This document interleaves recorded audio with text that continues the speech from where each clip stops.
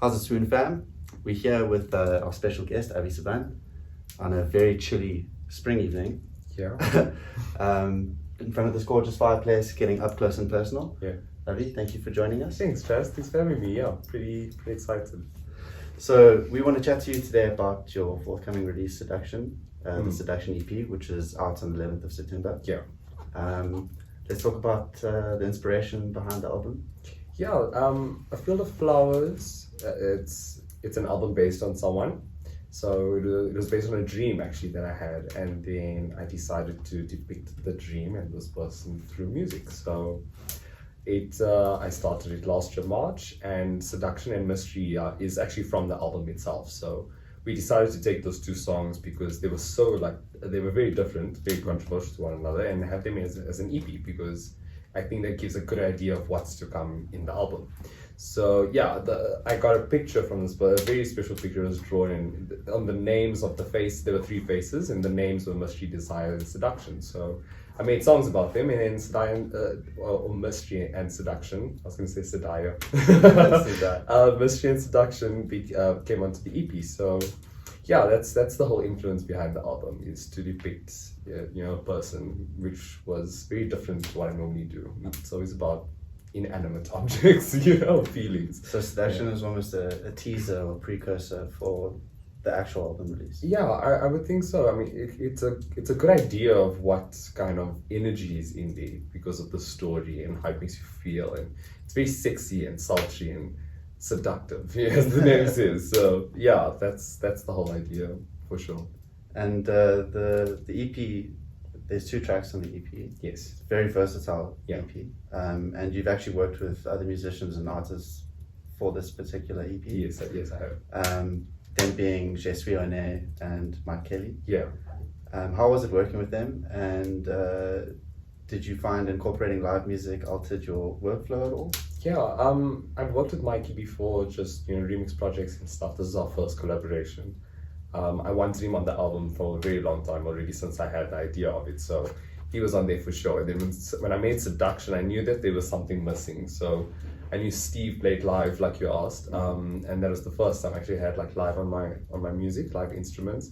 So it broadened the whole perspective of how I could go around making music with live instruments instead of only vocals or only other producers. I can work with actual other artists that play instruments. Yeah. And have you any experience playing musical instruments growing up?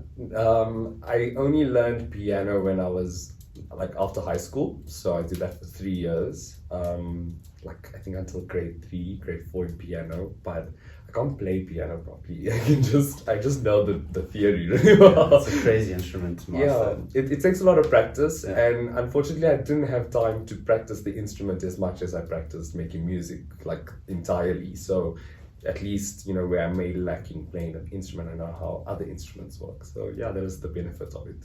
And how long have you been producing electronic music for? So I started when I was 15, and then I was self-taught for 4 years.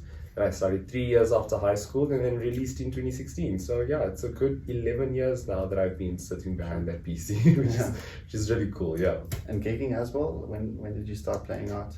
I actually played my first DJ set when I was 12 for a DJ competition. Jeez. And then I Starting won it. nice and early. Yeah, I did. You won it. I won the competition. So, and then I that's what I did when I was young, because it was hard to play in clubs. So I played at competitions, and then my proper gigging started when I released, because then I was playing my own music, and, Yes. and then it just got exponential. I was having 12, 13 gigs a month in Cape Town every month continuously. So it was really nice, getting that contrast of being too young and inexperienced, and then having the right moment and right time to do it. So yeah, that is the good part about it for sure. And throughout the process, you managed to create your own distinct sound, your sonic identity, as I like to call it. And you've worked with some phenomenal artists in the past, major international artists as well. Who would you say is your biggest influence when it comes to the Avi Subban sound? Yeah, it's a normal thing that I get also. It's the South African stemming, as people like to put it. But it's a good label to have. Yeah, I think so, but I'd also like to be myself in some way. Yeah, for sure. As much as he inspired me, I took his technicalities more than anything else and just tried to find other inspirations, like through my own thinking, and work through that technicality. It's clean, it's organic. A lot of people can relate to it, and it's true. Like, you can feel the music. It's not what sells, which is weird, but at the same time it's impactful. So that's my whole aim, was to impact people through music, not to make money. Establish the connection. Yeah, you've got to get get them to resonate with your exactly, because the minute someone does, the money automatically comes in a way. So that was the hindsight of everything, for sure. And highlights of your career. I know that you recently won a DMSA award. Getting to play at Rockin' the Daisies. Last year was Ultra Fest. I did Wolf Cup Weekend. It was Warehouse Sundays, Toy. It was such contrasting events. It's like Deep House in Cape Town, with a very diverse crowd, and then you get Joburg Toy, which is just like techno, full on. Yeah. So the styles and the gigs I've been playing has been like my biggest highlight, I think, because it's just such a massive contrast to what other people are doing. You can put me in the township and it's a draw, and then same on a festival. So that is the good part about it. Yeah. That is one beautiful thing that I've noticed, particularly with the South African festival and electronic scene, is just the diversity. Yeah. Throughout, like, you play a gig in Durban, you play a gig in Cape Town. Exactly. It'll be received completely different. Exactly. You have to also know your crowds. It's a very tough thing, but it's rewarding when you get it right. It really is. So that's the fun part. And let's touch on the future. What the future holds for you. What you're aiming to achieve over the next few years. Well, with the way things are happening now in the country, with events going down and stuff, it's very hard to tell where we're going to be in like a year or even 6 months or 2 years. Yeah. So at this point, with music still being involved, I really want to make stuff that is breakthrough music.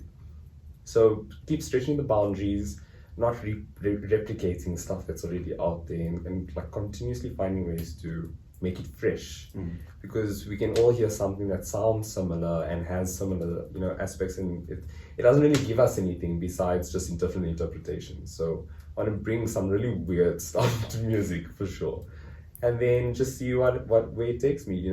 It's at the end of the day, our careers are just paths that we need to make choices at those times, and now at this time I'm making the choice to really dive deep in creativity. So and release on international levels. That's the dream. Work for. I want to get to that level, for sure. And the song that you were nominated for and eventually won the award for, was a collaboration with Sooks. Yes. Is there something lined up in the future between the two of you? Yeah, I sent Sooks something on Monday, actually. So we've been meaning to work throughout the whole of lockdown. It's just been such a roller coaster of emotions. But after we saw what we did last year, we were like, it won't harm if we try that again. So, if it ain't broke, don't fix it. Exactly. So we're just working with what we've got, and it's exciting because even though he's in Swaziland, it's we still get to do stuff together. So it's nice. That's the fun part. He's brilliant to work with, so it makes it better. Well, we're extremely excited to see what's in store. Extremely excited for the release, Seduction EP, which is out on 11th of September. Yeah, get your and then for the full album, which is going to be shortly followed. Yeah. Now, a few months after that, the album will be out, which has 8 tracks. So, it's a lot of music coming out, which is exciting. Super exciting.